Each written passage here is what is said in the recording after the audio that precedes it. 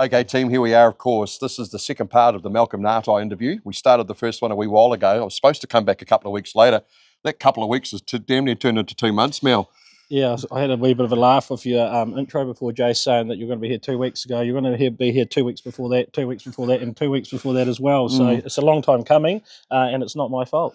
Well, the thing was that, I don't think, we knew that it was going to blow up as much as it did. I mean, you went overseas and people were talking about it over there, and it's quite interesting how much reach you kind of got. So obviously, people are interested in what's going on in your backyard. Yeah, it was quite. The feedback I got was quite. Was overwhelming actually. And the fact that I could talk about past relationships and stuff that went on in my life with like a grain of salt, and to me it was like a grain of salt. And all those people had good parts of my life, and we had bad parts of our lives. And I got a lot of good feedback about that, and and a few other things. But once I watched it, I don't really watch much. I watched myself. I thought that wasn't a bad interview, Jace. Well, the thing is that, you did go through a bit of a rough spot there, and I think we kind of got you at the right time where you just sort of started to settle, got a new lady, and that's sort of working out pretty well for you. Because since we've spoken to you last, you've gone and done something silly. What did you do? Well, it was not silly. Is that the engagement part? Yeah. Sorry, I got to not silly. I got to remember that. But yeah. And you know me, Jace. I don't do things in half. I've got a wedding date already. So and we were going to go to Rarotonga. We've got a child that needs a bit of healthcare next year, so we're going to stay in New Zealand. And why not have it at my bar? I'm not worried about what it costs, but it will be cheaper than going to Rarotonga and with a whole lot of friends. So and some people couldn't come to Rarotonga, which are very good friends of mine. So it's worked out to the better that we get married here. Righto. So this part of the interview, I hope it's not like a really bad movie, Mel, where you get a good first part and the second part's, the sequel's not so great. So it's up to us to probably keep it a bit entertaining. But in this part of the interview, we're going to talk to you all about your other toys, not associated with Speedway, apart from one, of course, you have since bought the Quinn Ryan car. We talked about that before in the last interview. So we actually got the car behind us. So tell us a bit about this car, what your intent with it is, and why. Yeah, I sort of, I did like the car, and Dennis Addressing told me I should have bought this car, and I had no intentions of selling the Higgins car. I sold the 55 car, and then Graham Morrison, the engine builder, wanted my engine, so I sold him the engine. All of a sudden I was short of an engine. So I looked at this and I thought, the price of that car is not much more than the engine. So, then I sold another car, and I thought, shit, I'm actually running out of cars. So I bought the Quinn Ryan car, and my son's going to be racing this car. I definitely want to skid before he does, though. Yep. And my brand new Peter Reeves car is sitting in his factory, about to go to Chad Ace Motorsport, and Chad Ace will fit the engine, and the refit will happen at Chad Ace's workshop in the next month. Now, the thing is, which will refresh people's memory on, you're traditionally been Toyotas. Now, this particular machine here is a Nissan. So the Reeves car, that's obviously going to be a Nissan as well, because that's what they tend to pair them with, isn't it? Yeah. They'll build you anything you want, the Reeveses. They don't care what motor you got. But Chad Ace is these motors he's built, these Nissans are pretty grouse. The sister engine to Jada Maud's, this engine. 1NZ's got the same engine. There's only 5 or 6 of this specific engine out there. I get the last one in the new car that he's got. And Chad's really moving at the moment. Saying about that, I had been Toyota for 20 odd years, and I had great relationships with Dave Rosewood, cylinder head specialist, and Graham Morrison, Midwest Motors. It was a sad end for a great relationship. Like Graham rang me last week, we're good mates. I go and see Dave all the time, we're good mates. It's the end of an era for me going to Nissan, but hey, I don't want to be racing these things forever, so give it a good crack. And Pete's cars are really pulling the business at the moment, and they're not so hard on the bodies, building them a wee bit lighter in places that they can be in, so I'm all for that. So you can still hit really hard, but you might be replacing a little bit of chassis rail or something along the way, so I'm all good with that. So this is probably the next car, the Reeves car will be your last car, isn't it, when it comes to super I'm sort of thinking so. With super stocks, I enjoy the super saloon, but I haven't got this quite out of me yet. Let's have a look at this car. So it's obviously still, the other side of it's still got the Quinn Ryan livery on it, the 46B. I sort of wiped the panel off there a wee bit. Yeah, she fell off. So that's where it came from. And like this is a Nissan, isn't it? This is the, what do they call them? V something or other? Yeah. You don't know either, do you, Mel? That's a 46 or something. Yeah, so 56, isn't it? 56. Yeah, Oh, that's this the is a 46. It's a different one. It's a flat crank one. So Oh, yeah. yeah, this is a special motor. So yeah, we'll give it a fire up. You can give me a hand, Jace. Flick a few switches on there. Oh, I get to push buttons. Yeah, we'll just Usually I'm pushing Jess's buttons, so this will flip be those unique. 3 switches down. These ones here, Yeah. 1, 2, and this one here. Yeah, and get It's obviously the fuel pump. Yeah, obviously. Ready? Yeah, mate.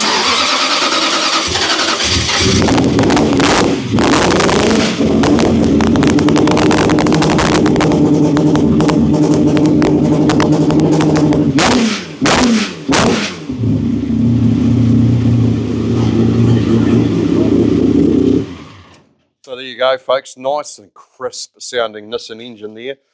So once again, the new Reese car, you did say, you didn't actually say whether it's going to be a Toyota or a Nissan, so definitely a Nissan, is It's it? definitely a Nissan. It's sister engine to this. Yeah, I'm really looking forward to it. They reckon it's got a lot of punching power for the centre of the track. So saying that Toyota of mine, Quinn and I had a race at the Battle of the Stocks, and I beat Quinn, but I think Quinn had the quicker car, but he didn't have the bigger balls. So I think Quinn, if he had to punch me up the way, he would have won that race. But yeah, he did win the Battle of the Stocks, which was great. And unfortunately for him in the last race, I had to hold him up so my mate Jaden Ward could win the individuals. But that's just how it goes. It is. That's what racing's all about. Now, so we were talking before about having a crack in this car. Is that like you're going to do it for half a season? Are you going to do any major titles in it? What's the plan for Malcolm Ngatai for this season coming up when it comes to super stock racing? I'm hoping my new car will be here by practice. I'm hoping I have one practice in that and I don't get back in that car. Because if I get back in that car, I've wrecked my new one. Mm-hmm. So my son will run that. It's a big improvement on the 1NZ car that he ran that was a very old car. Yep. 2008 that car was built. And he learned a lot, but he'll definitely be hopefully up on the pace in this machine. Like he's still got a fair bit to learn, but he'll go hard and go good, and yeah, it should be good. I might have to watch out. He might be knocking me around. Maybe. Yeah. It's not uncommon for kids to beat their dads. Yeah. So the whole idea of what you're going to do this season, are you doing the New Zealands? Are you doing the GP? What's your plan? I definitely want to do the New Zealands. I'm not sure on the GP yet. It sort of depends what's happening around the Super Saloon around that time. I want to try and do both titles this year if I can. I feel my head's back in the game now, so a bit rough there for a few years, and just nice and clear. Good people around me. Good having my son around me. I'm just really looking forward to this coming season, and we're going to have a lot of fun. A few beers afterwards, and that's the part I mostly like. It's a big relief when we're finished. So for the night, and is the fiance, is she into Speedway? yeah, she loves it. So Melissa's father's Brian Johnson, BJ. So he's a real cool guy. Like he was one of my idols when we were racing street stocks. And matter of fact, I did race him when I first started, but he ended when I started, sort of thing. So he had a big crash at Teams Champs. He got seriously hurt, broken his back, and all sorts of stuff. So that was the end of him. And yeah, it's quite interesting. I'll take you for a walk over here. Absolutely. For the battle of for the 50 years of stock cars, I did a retro body. Yep. Brian Johnson. And since then we've cut it up. And this is for the Look at that, would you? that was Brian Johnson's colours. So we did my car up like that for a night. It was really cool. When was that? Because I remember seeing that and I couldn't remember what the relevance was to it. Oh, so that was the 50 years of stock cars. Oh, yes. Okay. That was, the 50-year anniversary at Woodford Glen. Yeah. And Brian come round on the Grand Parade, which was real cool. So, and I didn't know Brian had a daughter. So it was actually quite cool. You do know now. I know now, yeah. Let's come and have a wee look out the back here, because one of the things that you've got that a lot of people are kind of interested in finding out a bit more about is the big truck, the big suck-it-up truck that takes all your cars around the countryside. You've also got a big Ford there as well now with the trailer, so that'd be way more convenient than the big truck, I'd imagine. Yeah, I went away from trailers for a while, but obviously the truck, it's a pretty cool truck. Ian Stewart brought it back from the States for me.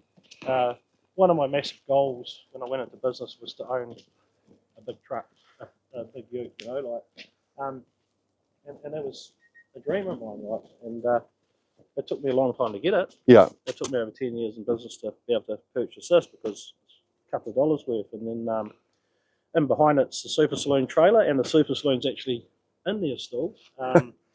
It's been at Mark Osborne's, had a new panels. Oh, so it's all ready to go. Well, it's not sign written yet. So, Oh yeah. Yeah, but Mark didn't give me one set of panels; he gave me two. I'm not sure why. I wonder why. This is the last of the good ones too, the V8 ones. So yeah, because they've gone a bit queer with some of them, haven't they? But this is the big truck, and of course Jess will like this truck. That's her photo. That's on the side of the thing. So where was this built, and who did it, and how has it all come to this point? Because this is a really cool setup. How many cars can you fit in there? We fit 3 super stocks in there, or I can take 2 of my other race cars, which we're going to go and see shortly. Yeah. I haven't done a lot of the other racing yet, but now everything's on track. We're going to give that a good crack in the next few months. I want to get out for a few club days, and New Zealand. We've got the Super V8s here next year, and I'm hoping to pick a class and race in a support grade on that weekend. But obviously, I've got to find the right grade that's going to be racing that weekend as a support grade, which that'll be pretty cool. Go on the main one, brah. Oh, yeah. I think they'll be leaving me. When we get to the other side, I've got a couple of real cool cars, and they will be competitive.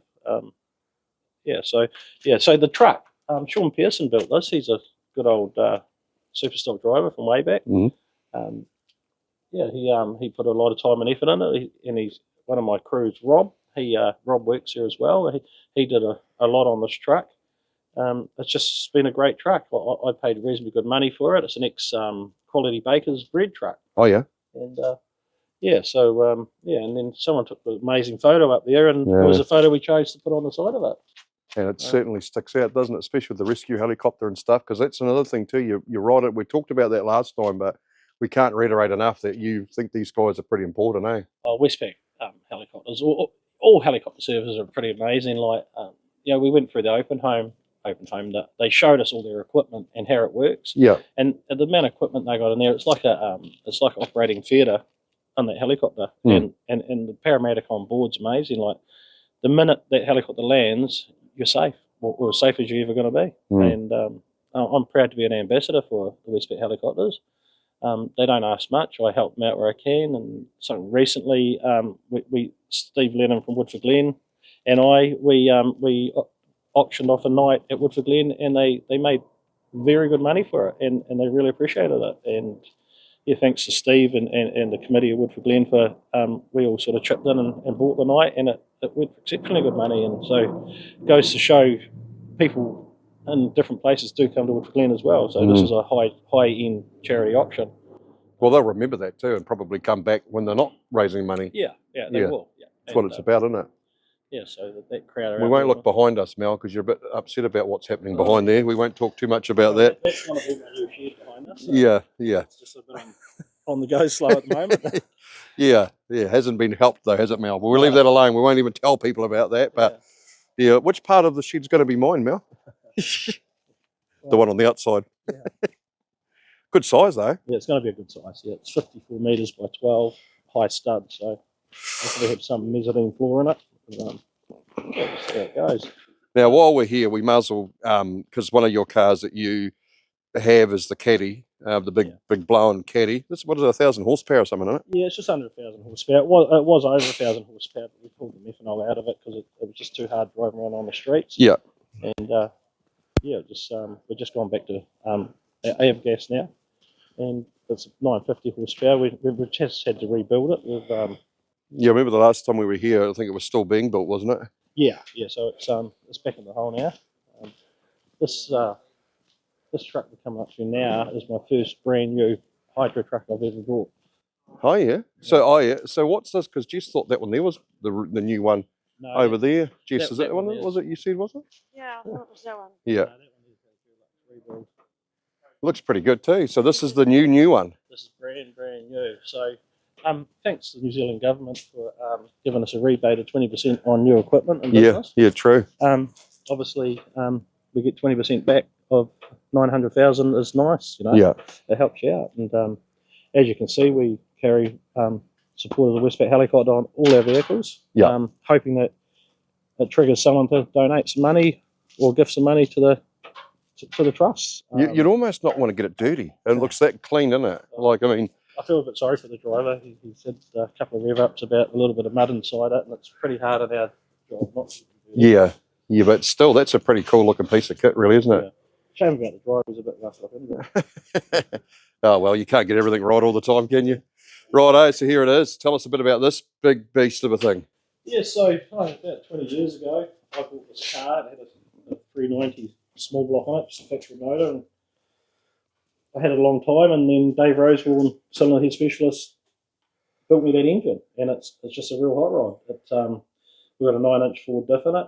I did 11.4 down the quarter mile, and it's not that fast, but for 3 tonne of car, it's fast. It's a tank, isn't it? Yeah, so we'll follow this old girl up. What's the motor now? So you said it was a 390. Is it still a 390? No, it's a 540 cubic inch. Oh, so she's a big cat. Yeah, she's a big engine. It's got an alarm on it, does it? Yeah, it has central locking. Does it? You know, this car has automatic seats. Oh, so from the factory? From the factory. Air conditioning. Oh, heck. So this is 1960 Cadillac. It's, so big people who think the cars are a bit British now are, they had it in the 60s. Just focus on that part, Jess. That's the bit that's going to make all the noise. See?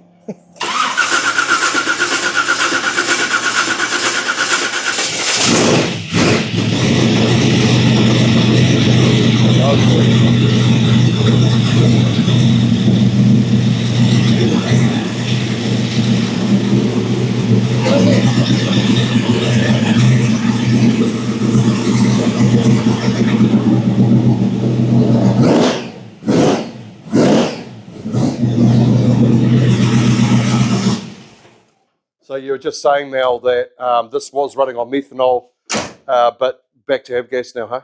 Yeah, back to avgas. Just we thought the methanol, because I do a lot of burnouts in it, a bit of a hone, really, I suppose you say. Goes to the number plates, hussing the back tyres. So yeah, it fouled the heads up and put a wheel in the radiator, and it was just getting annoying. So yeah, the old back on petrol and 950 horsepower, and That's all you need. that's more than you need.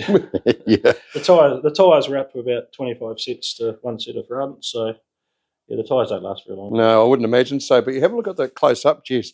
You see here, like, this is pretty much as you got it. It's almost like it's been bought out of a paddock, really, isn't it? And you can see here, like, all the scratches and all the, you know, the Elite Steel Wheel Co. Is that our mate?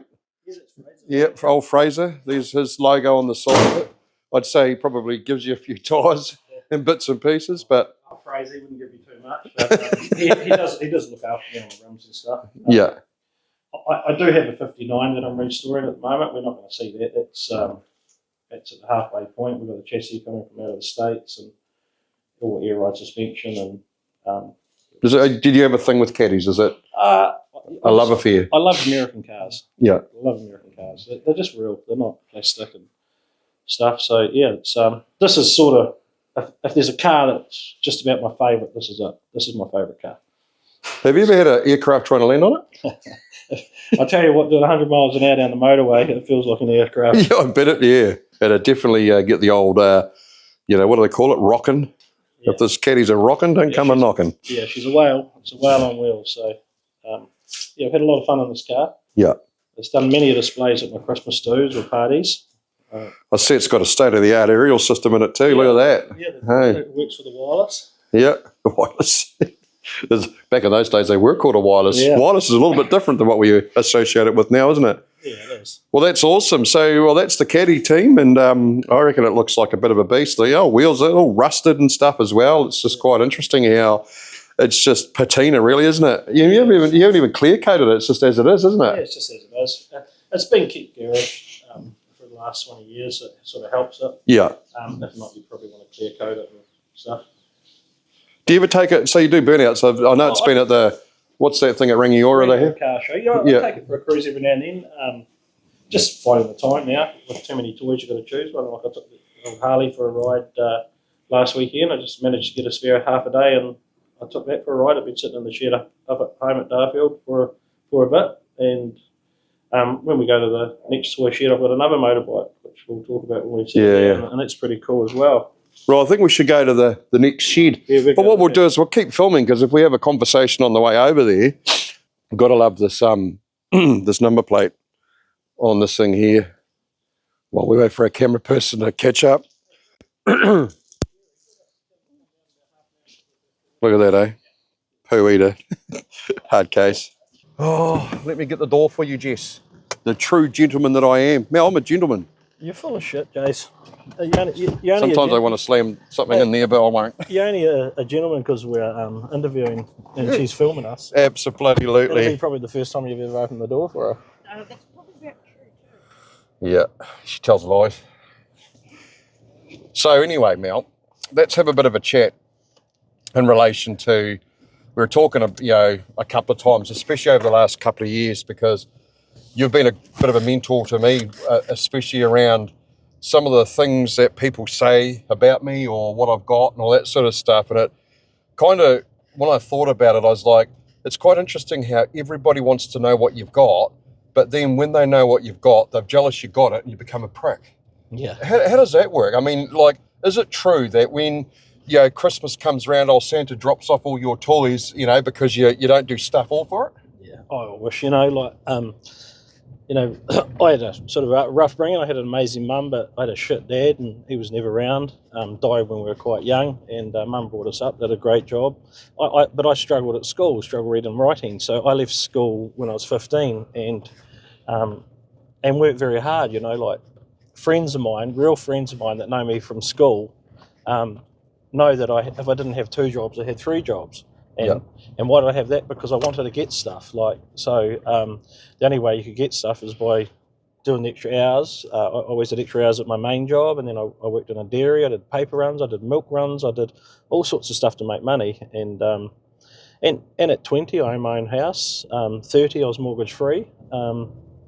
So I had a good base bone, and from then on, life went on. I became a manager of the company that I worked 25 years for. Yep. Then we had a bloody earthquake. And I was only on average money back then. I was racing cars. I was racing my super stock on a credit card, like most people probably still do. You spend all winter paying it off, all summer loading it up. Yeah. So I did that for a long time. Well, when the earthquakes hit, I was running 25 trucks, and the company I was working for wouldn't buy any more, but we needed them. So I said, well, if I buy a couple of trucks, can I throw them in the mix? And we'll go halves in the profit, and I'll dry hire them to you. And that's where Suck It Up started.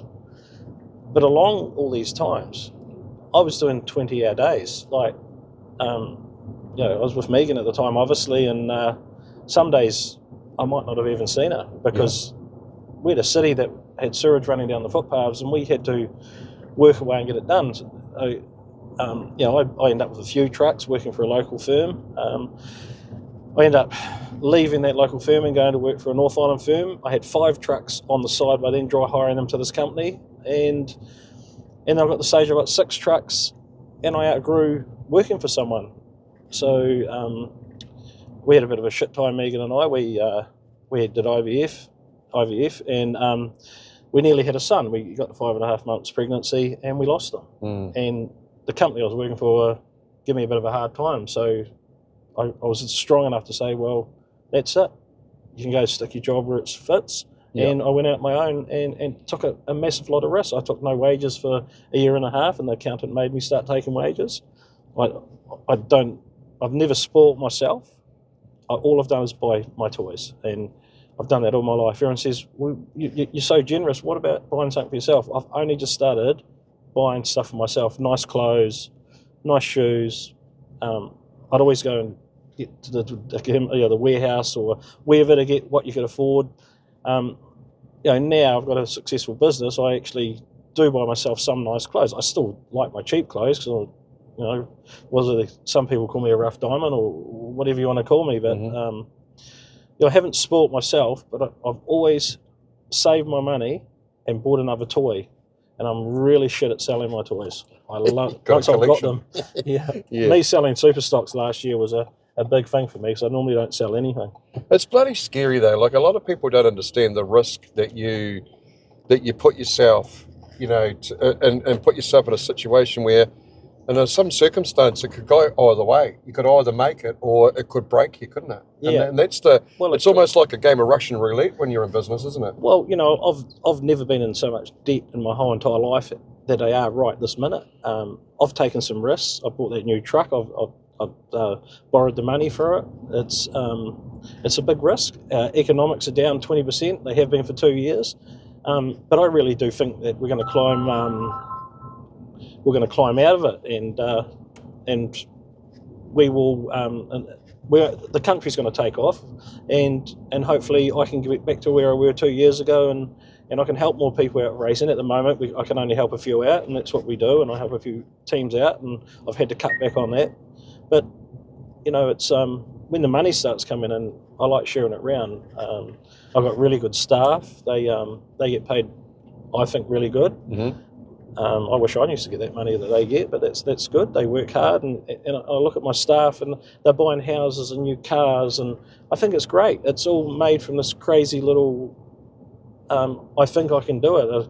A friend of mine who owns a big recruitment company, he laughs at me all the time because I used to ring him up for months and months and months. I'd say, I think I can do it. And he says, just do it. And then now it's a big joke. Or you actually did it, and look where you got in life. So. Nothing was given to me. I've had to work, and work really hard for it. Has there been a time where you have said, Jesus, I don't know if we can continue to do this? Have you been down that path before, or has it just been just head down, bum up, and get the job done? The last couple of years have probably been the hardest. Obviously, the separation, and for a start, you know, you think you're giving half away, but I had an amazing mediator judge who told me it's nothing. You're such a worker, and in 5 years' time you'll be better off than you were now. So, and I took his advice on, and I took a positive side about it, and I paid out all the money I had to pay out, and since then we've probably hooked half of it back, and in another 2 years I'll be ahead of where I was. So yeah, I've taken a lot of risks, I feel, but they were necessary risks. So. As I say, I've never owed so much money to the bank. So if you think it all looks pretty from the outside, the bank have got their fair share of ownership of me as well. And that's just how it is. If you want to get ahead in life, you've got to borrow money and do it.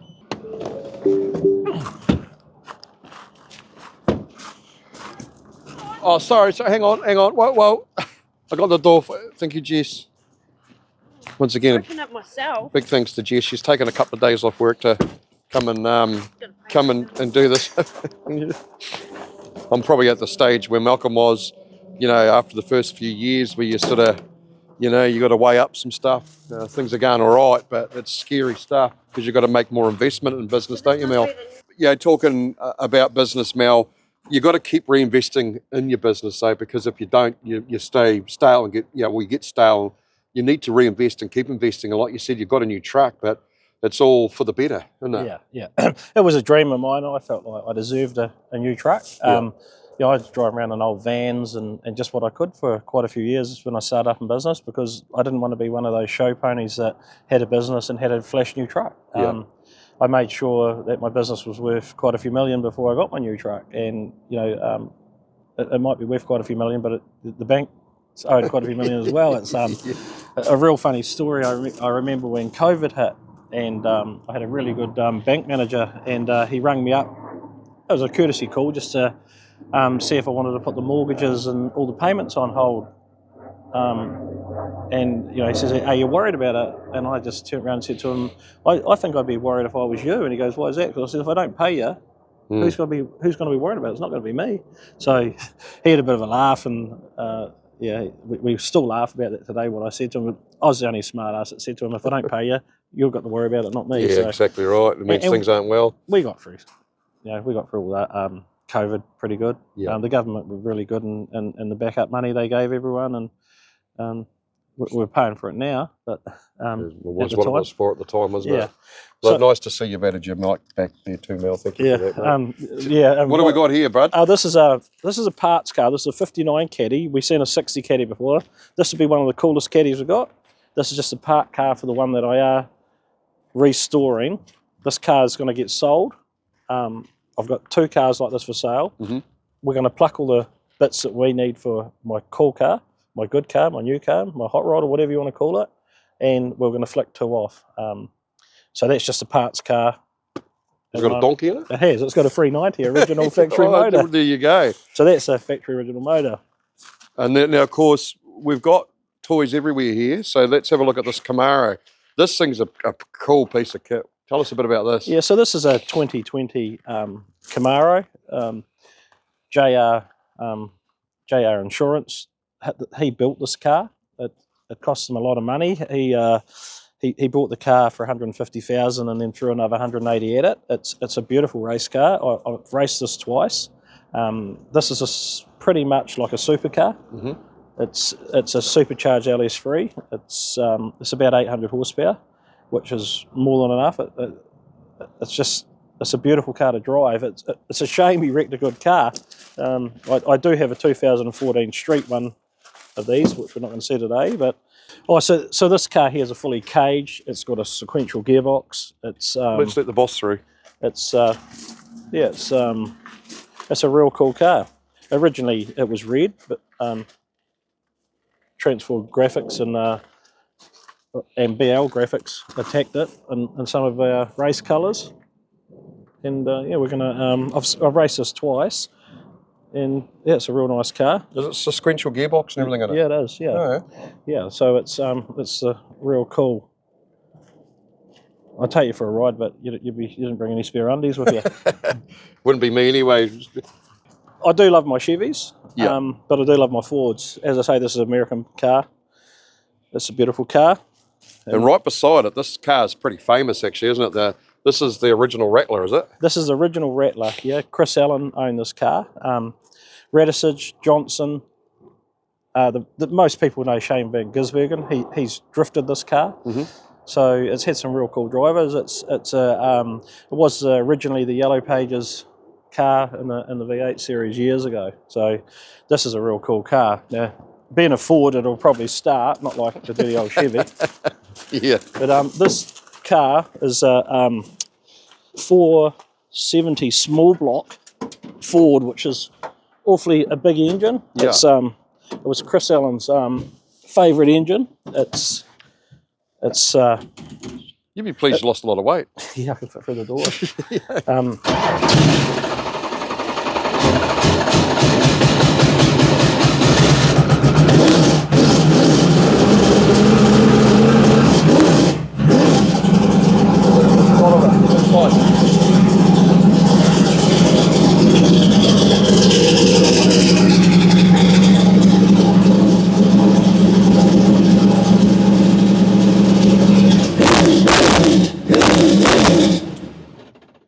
So none of that, digital stuff. It's all, is that like all analog gauges and stuff like that? No, it's pretty much. It was a 2000 year built car. It's got a few tricks. You see, it's got the extra brake for the drifting. Yeah.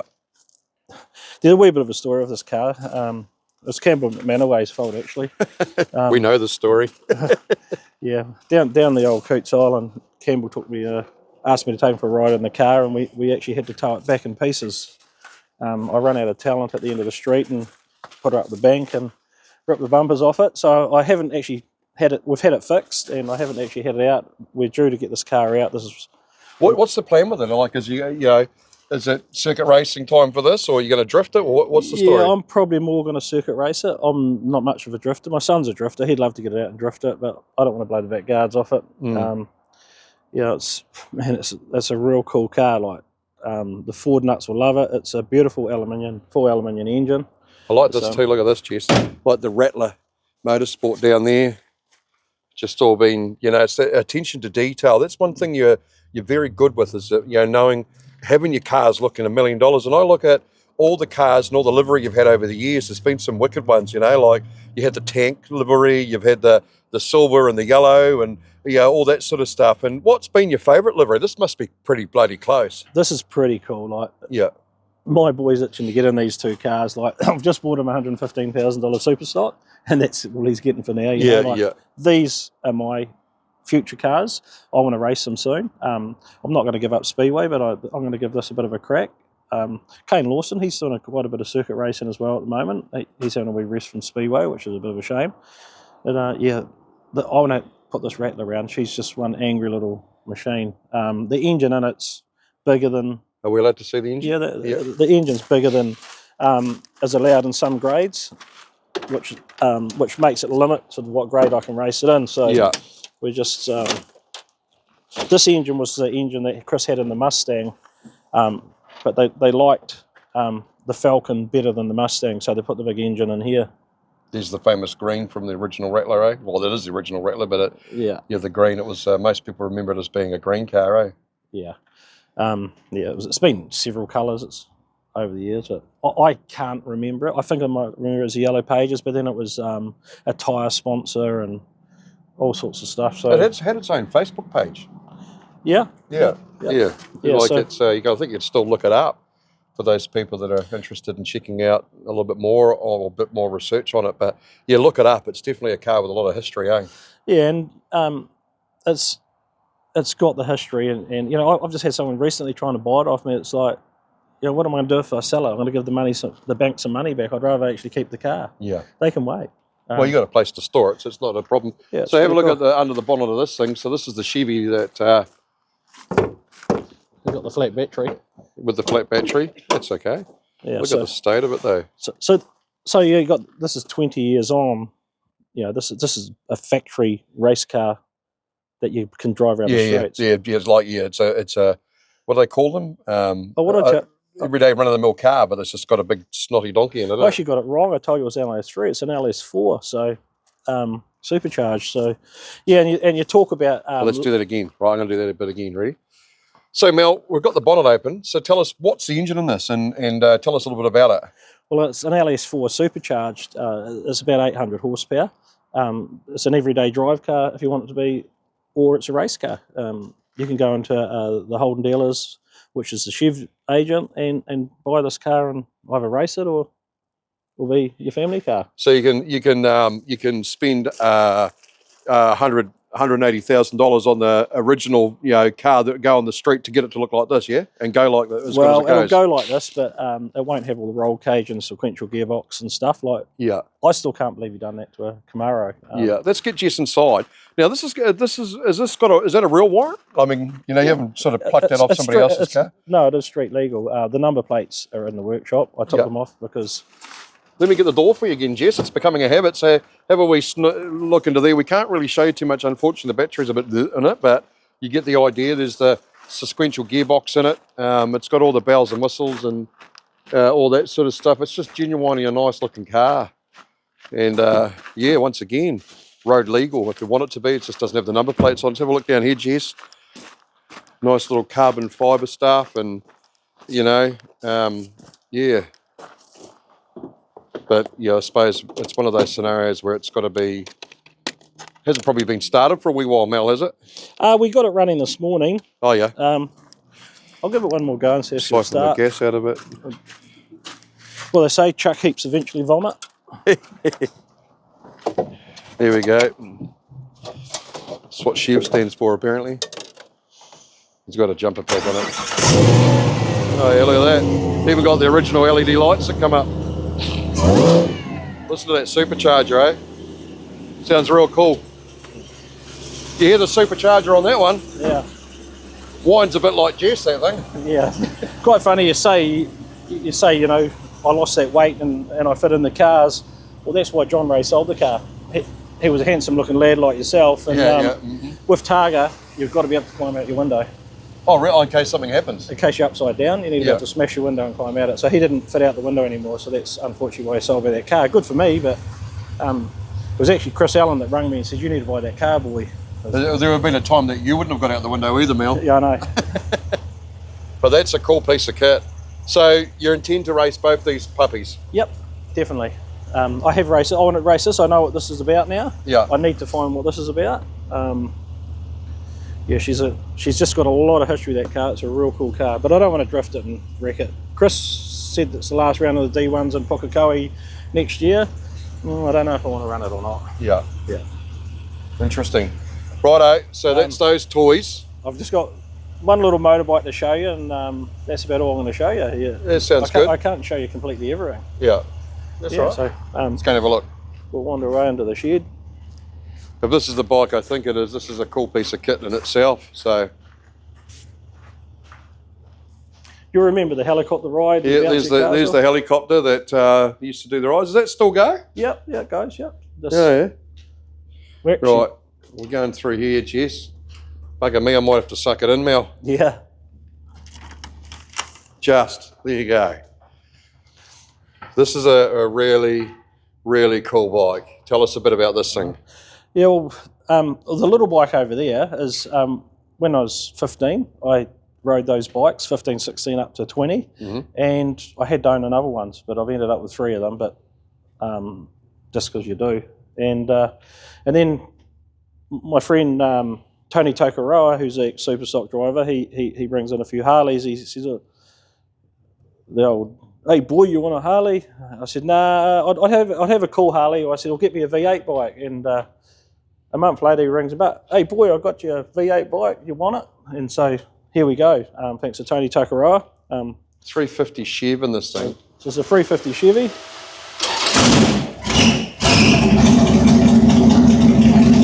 Bit of motorbike.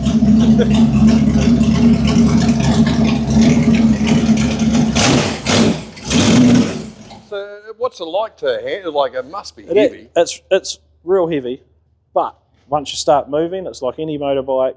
You just ride it. And You just wouldn't want to put it on its side. No, I was quite lucky because I just a couple of nights the boys tried talking me into doing a burnout, and I tried and I just about dropped it, but it sits on the foot pegs before it goes too far. Yeah. Mm-hmm.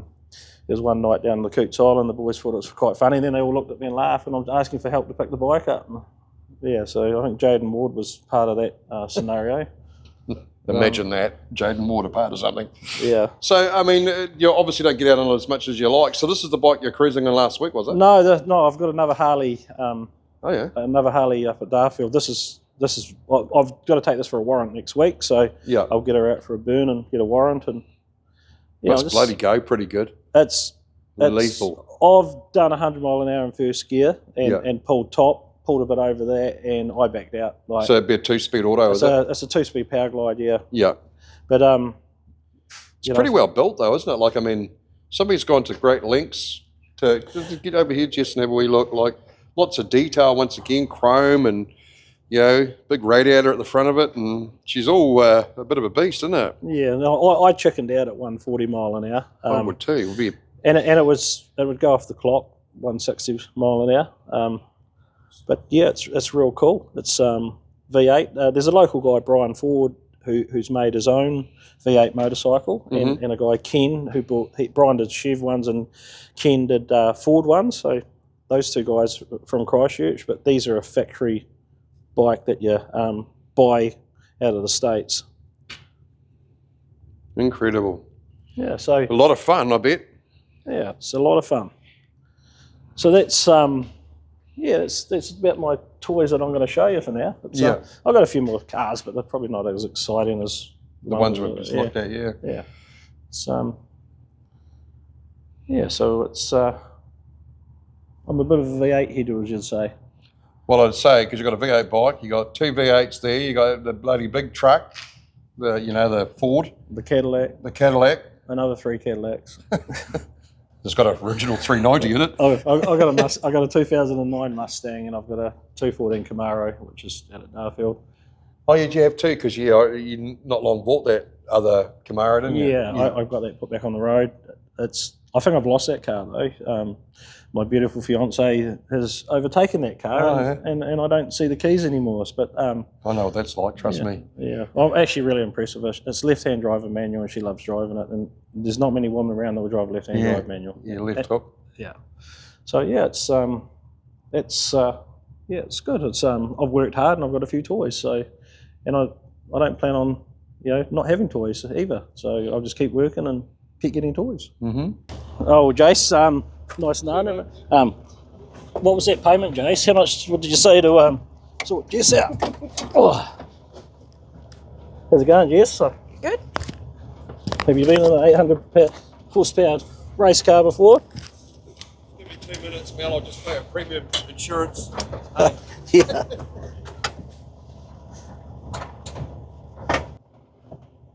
Giving up my own.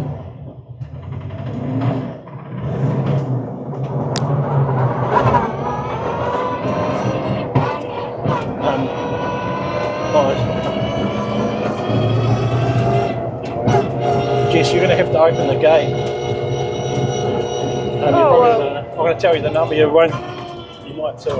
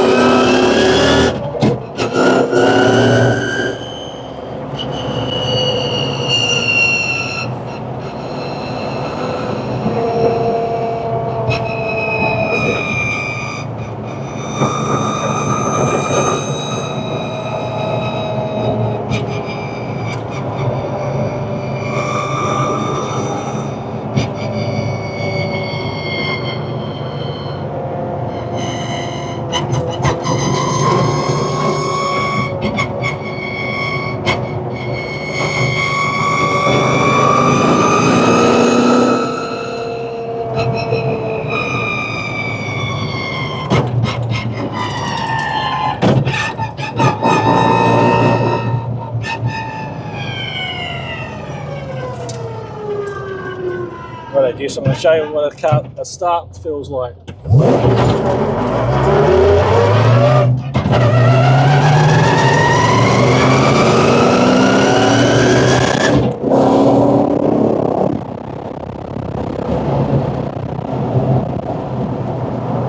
Typically what a supercar V8 would feel like.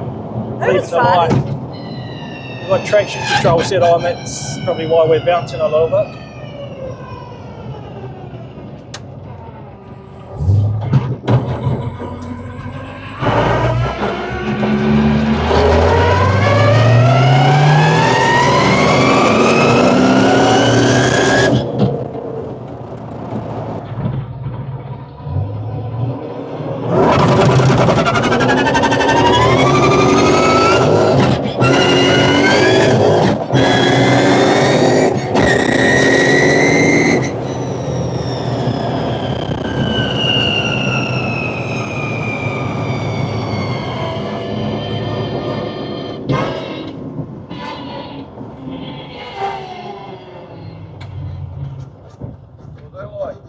That was fun. Yeah. Let's go figure out where neutral is.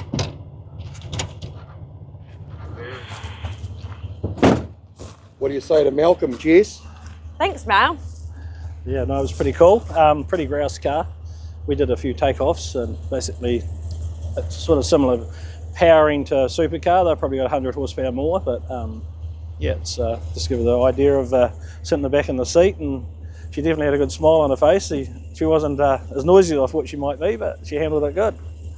We've heard so much about this particular person we're going to introduce shortly, and we've come for a wee visit out to Darfield, which is in the middle of nowhere, and we've got Mal here who's invited us out to come and meet his lovely fiancée. So Mal, we'll let you do the introductions, mate. Well, Jace, I actually got sick of you saying that you'd never met Melissa, the beautiful fiancée of mine. Right. And now you finally get to meet her. And I was a bit worried about it because I know what you marriers are like.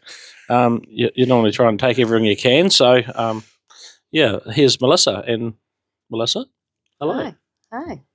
Well, This is the awkward moment where you have to introduce yourself, Melissa. So let's talk a little bit about you first. I've got the kiddies here as well, but we're going to introduce the kids shortly. Apparently one's a good talker and one's not so much of a good talker. Hey. Yeah. Right. So Melissa, obviously, reasonably fresh into this relationship, and some would say that it's going pretty damn quick. Mm-hmm. So obviously you've got a reason for it. So kind of explain who you are, what you do, and why the heck you want to marry this rooster. Okay, so things are going pretty fast, but we've sort of decided that we know what we want and what we don't want, and it works. And so it just works. And so we have lots of fun together. We laugh. it's nice and simple and easy, and that's hard to find. So absolutely, but of course, a little bit deeper in the grassroots stuff. Of course, your father is pretty famous out at the old Woodford Glen. So, who was your dad? Brian Johnson, And number so, 10. Yep, and of course, Mel, we were at your yard and you showed us Brian Johnson's colours that you raced for the 50 years of Woodford Glen last year. So tell us a bit about your dad and your involvement and how you got involved in Speedway and how you got to meet this guy. Well, Dad stopped racing many, many years ago, so I don't really have a lot to do with Speedway for, I don't know, a long time. And then obviously Campbell was racing as well. So my old mother-in-law was married to Campbell. Oh, yeah. So, yeah, but again, that was probably 15 years ago that we had anything to do with that as well. And so, yeah, and then I just one day stumbled across this guy about a year ago and hadn't been involved in the race scene for a very long time. Unusual that you were doing the stumbling. It's usually the other way around. Yeah. So carry on. Yeah, sorry. I just had to add that, Mel. Sorry. Yeah, and so that's sort of where we're at. And my dad loves Malcolm and thinks he's great. And yeah, so that's where we're at. Well, that's a marriage made in heaven straight away because yeah, obviously Speedway's the connection there. Yeah. So yourself, what do you do? I'm a ward clerk at Christchurch Hospital in the COVID ward. So it's just like a ward receptionist. So we do admissions and discharges and patient inquiries, and we deal with some delightful characters sometimes. I bet you got great work stories, a bit like the police, eh? Yeah, it is actually, yeah. I bet you could tell a few, but we won't because that's not what that's about. Yeah, that's right. So, and obviously you guys are happy and you can see that. And Malcolm, I don't think I've ever heard him talk about someone so much, like we had to come out because that's all he's done for, the last two interviews, especially this one. So, yeah, he's obviously pretty proud of the situation and proud of you and what you do. And, it just seems to work like you said. So when's the marriage? What date? Have we set a date yet? Yeah. You have? I told you that today. You didn't tell me the date, though. Might have September next year, 2026. Oh, yeah? My birthday. So he doesn't forget it. That's why he's done that. No, neither of us. I'm terrible with dates as well, so it works quite well. Yeah, no, I think we're all a bit like that these days anyway.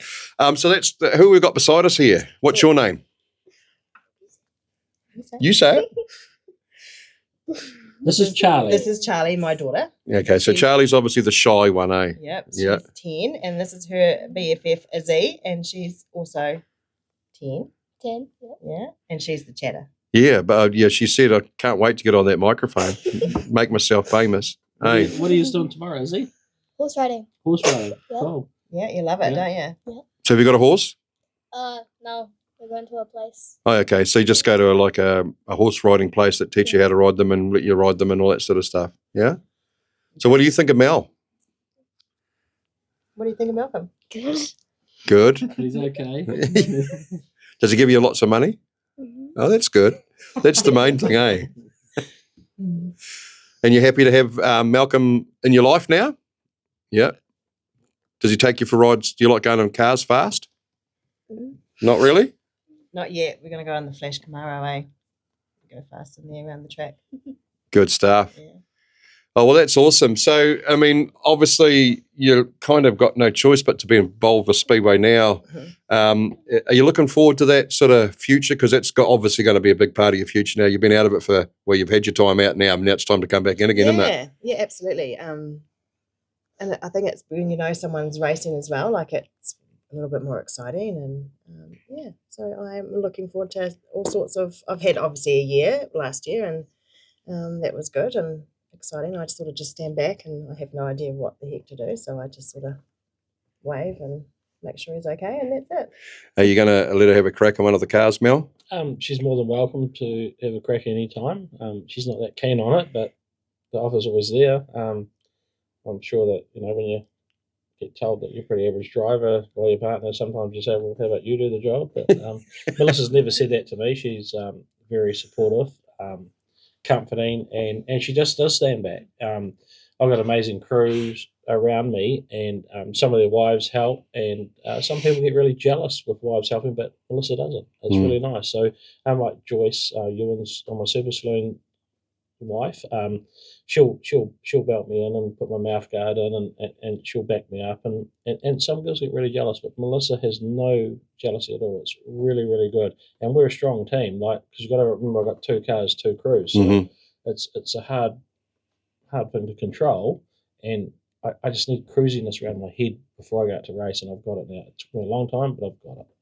Well, I think you'll be a good organiser for you, because obviously your job is, a day job. It's all about organising and managing things and all that sort of stuff. So I think you're probably onto a good thing there. And once you kind of get the hang of what's going on, you'll just slowly introduce yourself to the crew and, and start getting involved more in depth with what Mel's up to, eh?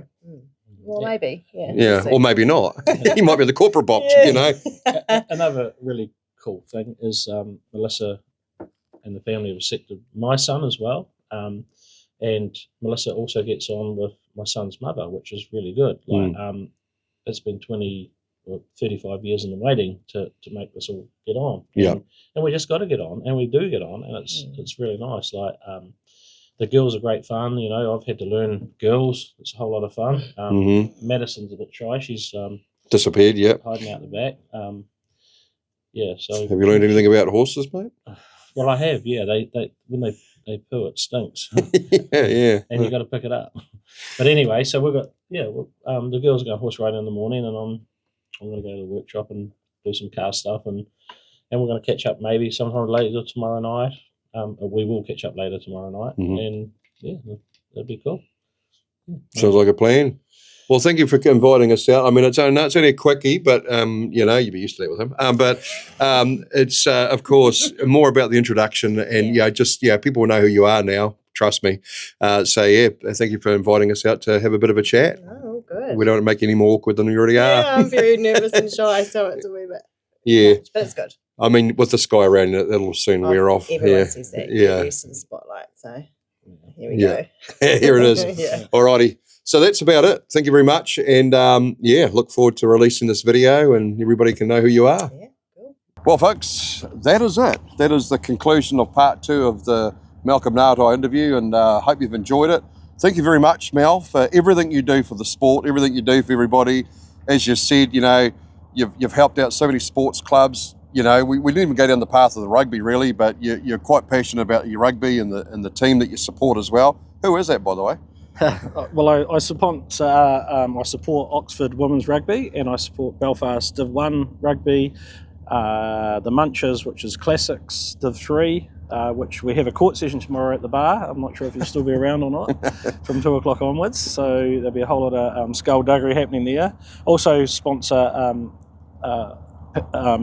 Paddy and Tolls as we daughter's 5-year-old rugby team, and I've got a few little kids teams I sponsor as well. So it's good, and they don't ask much. Maybe a hoodie or some hoodies or whatever. It's not a lot to ask, and I always say it's a tax write-off. So either give it to some kids or give it to the government. So. Yeah, might as well give it to the kids, eh? Yeah, that's right. The merchandise, that is. Yeah. So, oh no, I'm going to cut that bit out.